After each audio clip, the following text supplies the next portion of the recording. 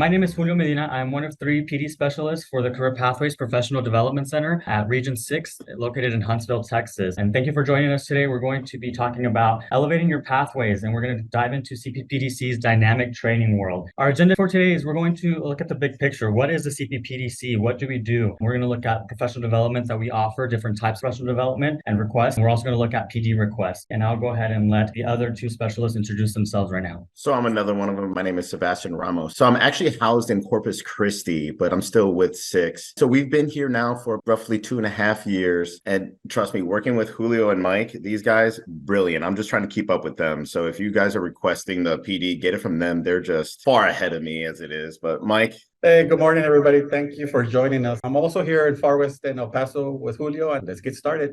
So what is the CPPDC? The Career Pathways Professional Development Center is the premier resource for Texas AEL grantees and stakeholders to provide career pathway models and different types of professional development specific to programs' needs. So what do?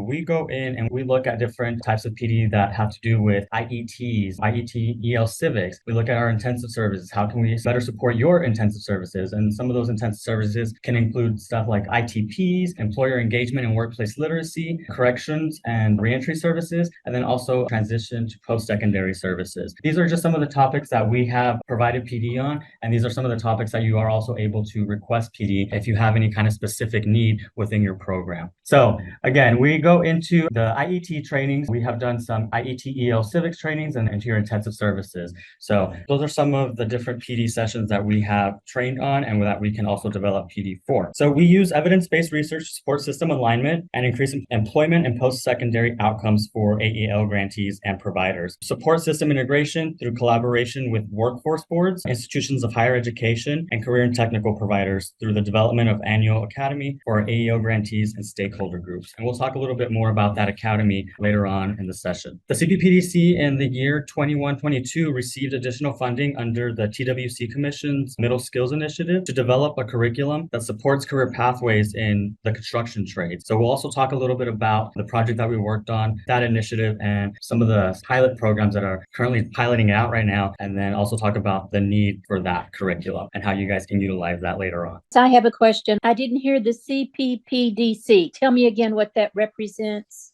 Yes, ma'am. The CPPDC stands for Career Pathways Professional Development Center. This next slide is additional trainings that we have presented on also. These trainings are going to be located in the PD portal. So these are actually recorded and you're able to go look at them at your own leisure when it's best for you. So the first one we're going to be looking at is the Teacher Tuesday, Closing the Middle Skills Gap in Texas Construction Industry. So this one was the construction curriculum that we developed with funds from TWC. And the purpose of this construction curriculum was to close the middle skills gap, because right now we know that there are a lot of open positions out there, but they can't be filled by these employers because they say that there's a middle skills gap. So what did we do in order to try to close this gap? We worked with industry leaders, subject matter experts across the state, and we asked those hard-hitting questions like, what is it that you guys are needing out in the field? We were able to talk to different types of construction industries in different sectors, such as commercial, residential. We even talked to plumbers, electricians, just different types of professionals out in that industry, just so we could make sure that we're understanding what it is that the need is out there. And the commonality between all the employers and businesses that we spoke to was that there was a need for digital literacy in the construction industry. There was also a need for math and also English language arts. So with that, we went ahead, put our brains together and started working across with different employers, different industry leaders, and subject matter experts to develop this curriculum. And we went ahead and put out 3 modules. The first module that we put out, the digital literacy for construction curriculum. And then that touches bases on everything from understanding what a computer is, labeling a computer, what the parts of a computer are, and the functions of those said parts. So we start from the bases and then go up to things like sending email, understanding what email is, working with Word, spreadsheets, different types of templates. So everything in the construction curriculum builds upon each other. So we'll talk a little bit more about that here in the session. So I want to go into the other 2 sessions that we have available in the PD portal. So the second one is going to be a Workforce Wednesday session that we did, and that one was strengthening your workforce partnership through the Workforce Integration Academy. And on this one, it was an informational session where we talked about what our academy consisted of. We had 2 participants that were part of the academy that gave their perspective, what they learned, things that they liked from it, things that we could improve upon next time that we do the academy. So the academy was really a need that we got from a needs assessment that we conducted in our first year. So we asked the programs, what is it that you guys need out there? And when we took that data and compiled it, we were able to come up with, there was a need for workforce integration across workforce boards and AEO providers. So we went ahead and put an academy together and did our first cohort with that. And Mike will talk a little bit more about that later on. The final session that we have in the PD portal is Workforce Wednesday also, and this one was building employer relationships for employment outcomes. And what we were talking about in this session was how do we build those relationships with those employers? How do we start that? What does that look like? What are the processes? What are best practices? Why is it important? So that session is very informational also, and it gives you best strategies for finding those employers. And then once you find those employers, what are the next steps? We talk about MOUs, following up with the employer, and then from enrollment to transition to employment. All right, so these are some other PD sessions. They're not in the PD portal, but we have developed and designed and have presented. So the first one on here is an equity session that I presented at the Fall Institute this last year. And that session was really about creating equitable pathways in AEL programs. We learned about concepts of equity in AEL, and we presented strategies for creating inclusive and empowering programs all the way from the recruitment phase to the classroom and transitioning out. We looked at the challenges faced by adult learners in achieving educational equity and provided evidence-based approaches for AEO providers to foster inclusive practices and improve outcomes. So that one is not in the PD portal, but any of these trainings that we're talking about, if you are interested in participating, we'll talk about how you're able to do that later on, how you request these types of sessions. So the equity training was about an hour and a half, but again, that was for the Fall Institute, and any of our trainings can be customized to fit the specific need of your program. So if you're needing a training for an hour, then we're able to go ahead and curate that session for your specific need. Okay, so we'll talk a little bit more about the construction curriculum. The curriculum was created to educate adult learners about digital literacy, math, and language art. The curriculum focuses on providing opportunities to explore, experiment, and develop expertise using real-world applications to help prepare the learners to be successful in that sector once they finish with us. So this session, the construction session that we were talking about that's recorded, will allow participants to gain an understanding of the process involved in developing the curriculum. So we talk about a little bit of what I said before, how we met with subject matter experts, industry leaders, and what that process looked like from taking it as an idea to actually putting it on paper. And we also talk about what the contextualization looked like for that type of curriculum. So the construction curriculum is contextualized. If you're interested in learning more about the construction curriculum, definitely reach out to me. Like I said, we're doing a pilot right now with a couple of programs. There's about 5 programs across the state piloting it, all in different types of classrooms. So it's going to be very interesting to see what the outcomes are after they finish their pilot. So our plan is to go ahead and take that data, compile it, and then present that to the commissioners to see what our next steps are. Hopefully that we can publish that statewide for all the grantees to use whenever they need it. So again, if you're interested in learning more about the construction curriculum, then definitely reach out. Our contact information is going to be at the end of this. So I'll go ahead and let Sebastian take over. Yeah, so the other ones that we're offering, one of them is going to be the IET Design Camp. If you have IETs in your program, this is a really, really excellent one. This is one that was actually adopted from the IET Design Camp from Lynx.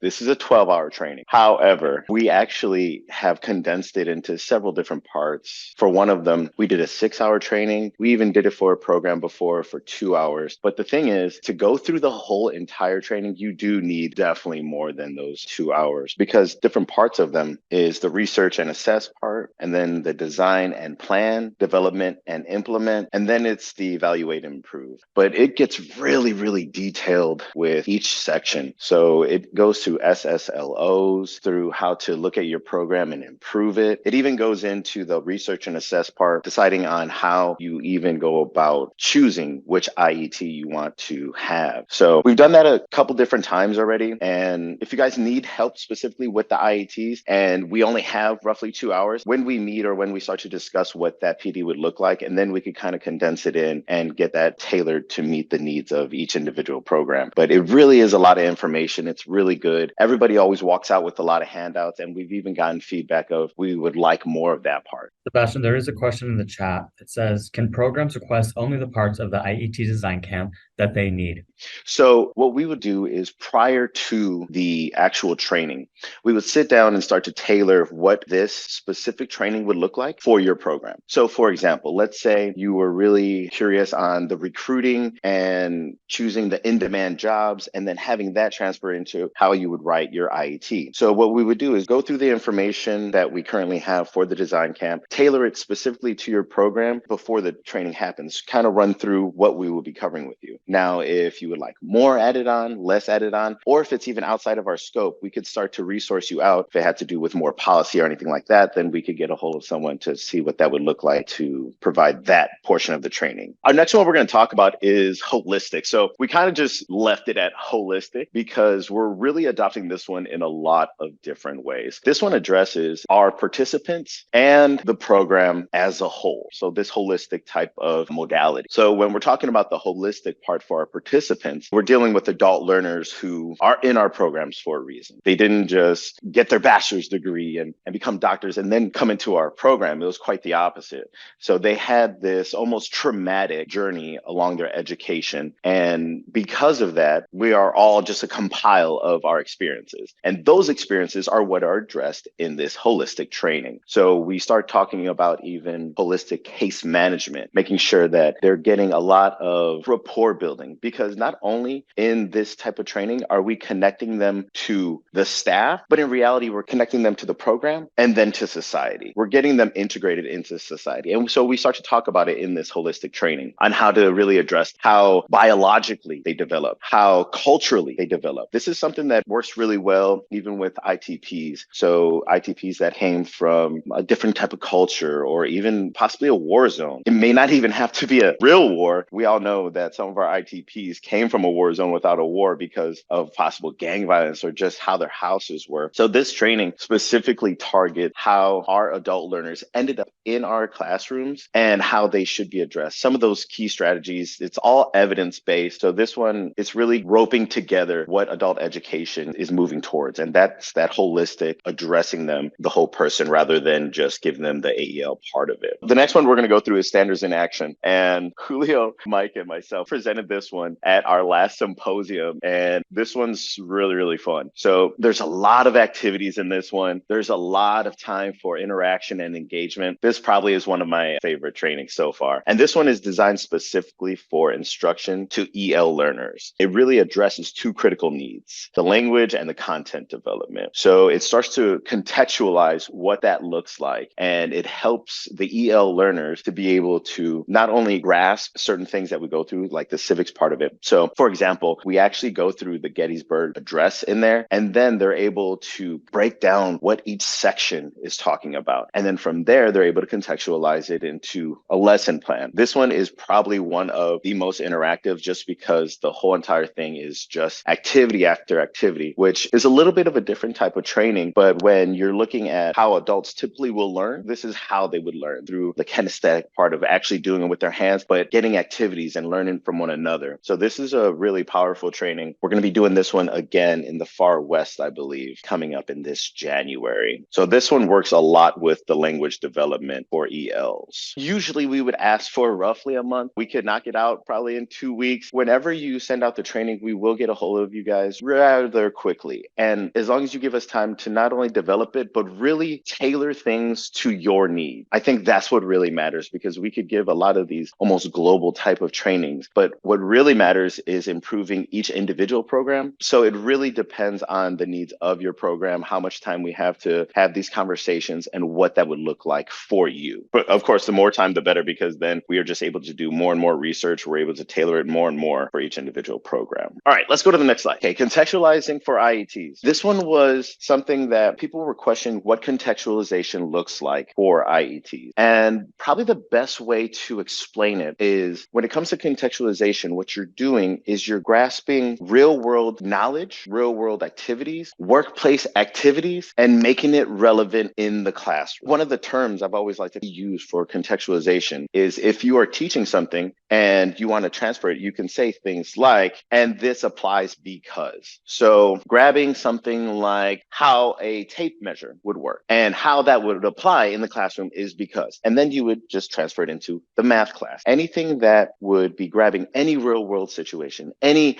occupational type of terminology, anything like that, you're contextualizing it and putting it into your classrooms. And what we go through in this contextualization training is best strategies for it. With contextualization, this is always an ever evolving type of way of teaching it. It really increases the motivation of the students. And most importantly, the information is easier comprehended and retained. They're able to transfer that knowledge into a lot of different sections. Also, when we're talking about adult learners, this is the difference between teaching children and adults. Adults, whenever you tell them something, they're immediately going to think back to a time or how it would apply. Like if I was just to tell you, think of the best tacos you've ever eaten, you're immediately going to start thinking, oh, either my grandmother's or this restaurant or for somewhere else, rather than I've never had them, so teach me what tacos are. So when we go through this contextualization, and this one, I think it was about an hour, maybe an hour and a half, we really delved into each different part of it, whether it was ITPs, ELs, whatever it was. We were just showing how contextualization is almost this universal way of learning for adults. So I think he's even in here, but Christopher Sheffield is going to be actually holding regional events for us this year. And this is something that I haven't seen yet. Maybe it's out there somewhere, but I don't think so. Yeah, it's going to be a good one. So it's going to be a 6-hour face-to-face session. It's called Practical Phonology, but it's going to break down exactly how words are even put together, the linguistics part of it. I remember when we were even talking to Christopher about this, he even got excited about being able to get this information out there. So it goes into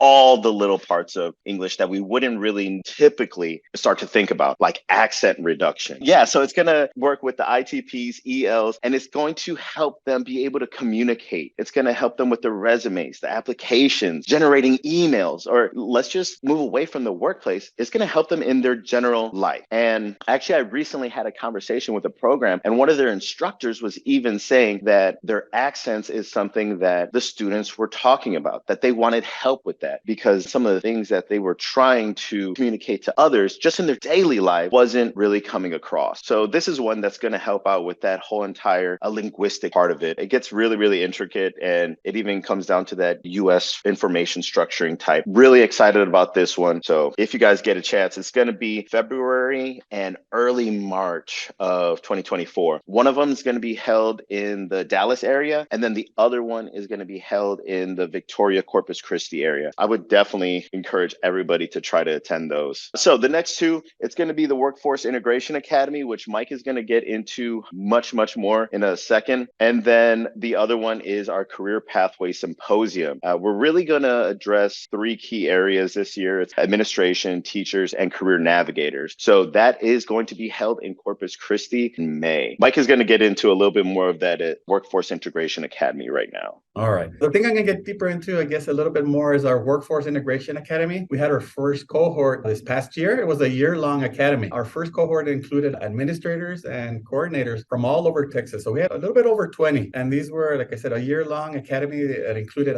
virtual and face-to-face sessions. And the goals for this academy was to provide information, tools, and time for our AEL providers to learn about and develop the strategies for improving their AEL, workforce, board, and community integration. And after this, we hope that it promoted student retention, transition, and long-term employment success in their programs. It also maximized student success, the training and employment opportunities and support services. And also at the end of this academy, it strengthened and enhanced the effectiveness and the efficiency of workforce systems. So a lot of our attendees for this academy, they had a workforce board, they had the AAL program in their area, but the integration wasn't really there. TWC has their language, AEL has their language, our partners have their language. So this academy hopefully brought all these together, and successfully at the end, they did that. And it also ensured that business and industry needs were considered when planning AEL career pathways programs. So like I said, all this CPPDC that somebody asked about, this is career pathways for our students. And all this after a year-long academy that just wrapped up this past June in San Antonio. The culminating project for our attendees at the end of this session was ongoing research, reflection, and networking activities that build on one another. So they had a project. It wasn't just coming in, get a certificate for attending. No. This was an ongoing process. Also, the activities that they had throughout the academy, they were being completed before each session. So they had their homework. I was on the PD portal and the community of practice, making sure everybody had what they needed to continue and finish those projects that they had. Also, these activities were there to engage the AEL and workforce staff. So it was just communicating with their AEL teams and their workforce board staff. And all this culminated in a portfolio of work to guide their next steps. This was a very successful academy. It was attended by experienced and new AEL directors and coordinators. And then keep an eye out, like Sebastian said, on our next cohort on this academy. And like I said, all these sessions either virtual or face-to-face, and either at our symposium or at Falls Institute that we have presented these sessions. Any questions on this Workforce Integration Academy? So this academy, is it something programs can have at their own location, or do they just wait and look for it in a regional event or a conference symposium type situation? Whenever our next cohort is announced, Joan Jackson will send out on the listserv, and Okay. then programs apply. Good question. Great, thank you. And then we had a question in the chat regarding the regional events with Christopher, asking basically how they can register for sessions. And Joan answered saying that all the information will be sent out via listservs once registration is open. Once you know registration is open, sign up quick. All right, our next one, we just had our first Career Pathways Symposium in Corpus Christi, and we had a great response like this. We had over 200 participants coming in for that one. We had sessions, like Sebastian said, for administrators, career navigators, and instructors. So we have offered a IET training, English language proficiency, and employer engagement. Like I said, that was one of our more popular ones, our employer engagement. That's where some of our programs still are not sure how to talk to our business partners. And we also have sessions on workplace literacy. And for our next symposium, we're already planning for 2024. You'll get more information coming up in this next year. Like I said, so it's been a busy year for us. It was a great success. And like I said, these are new AEL research-based topics that we're bringing in, new speakers, maybe that you have not seen before. So be on the lookout for our next info coming up in January about our Career Pathway Symposium coming up in Corpus Christi this May 2024. All right, let's move on to our next one. We have some regional PD events. We had Alan Baxt, who is out of New York University, come in last year and do 3 regional events in Far West, in the north part of Texas, and in South Texas. It was greatly attended. Those sessions were Career Pathways regional events, and all right, we're presenting at the request of local programs to fulfill the professional needs. So Alec, who, like I said, was from the University of Brooklyn and worked at the public library, she began her session with beginning level IETs. So this was to get our students speaking. As you can see, some of these sessions here in El Paso, it was greatly attended by about 20 or 30 people here, and they left with some good knowledge from Alan Bax out of New York University. And I don't know if some of you attended this. I see some familiar names on these that might have attended those regional events last year. So hopefully Christopher will get a great response when he does his regional events, which were a great success last year. All right, and I guess most of you were asking, how do we do these, all right? And somebody asked the lead time on this. So how do you request training? Contact your trained PD specialist. Don't contact us straight. You should reach out to your TCOP PD specialist at your program to request these sessions and to see what our PD's schedule is, like for Julio, Sebastian, and myself, so we can get to your program, and like they mentioned before, how to customize it too. And I think, like Sebastian and Julio say, we can customize these to your IET needs or your intensive needs. So just contact your grantee PD specialist and your trained PD field specialist on how to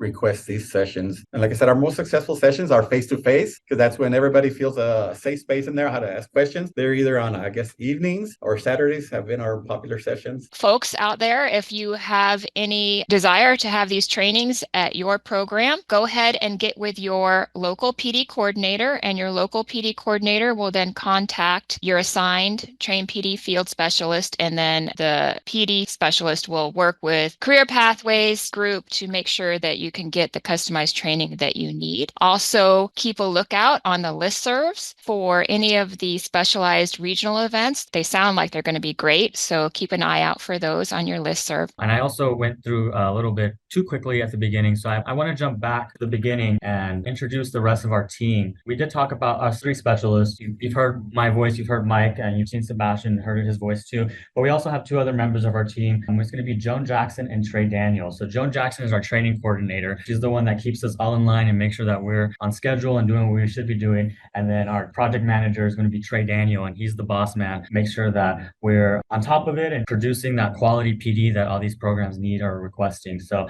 there is a total of 5 of us, and then we also have our Region 6 colleagues that help us out also. So it's not just us PD specialists. We don't make everything happen. We definitely need the support of Joan and Trey to make sure things run smoothly. Again, if you have any questions regarding the construction curriculum or you want to learn a little bit more about that, feel free to reach out to me. And if you have any questions that pop up later on, shoot us an email so that way we can get back with you. So yes, keep an eye out for all the exciting things coming up. Those emails will be sent out as soon as we get closer to the date for registration. Those regional events, they'll be all sent through listserv, and Joan Jackson will be sending those, and they may even come from T-Call. They help us out, anything like that. So any specific requests that you need, just go ahead and email or let your T-Call specialist know, and they will start the process for getting a training scheduled. We thank you all for joining us today. We get really excited when we start talking about career pathways. It's a lot of information sometimes, but we're all here to assist you. Our job is to support you all. Our ultimate goal is to make sure that our learners are successful and either enter the workforce or higher education. So thank you all for joining us today. Feel free to reach out with any questions or any concerns or anything that you may want additional information on.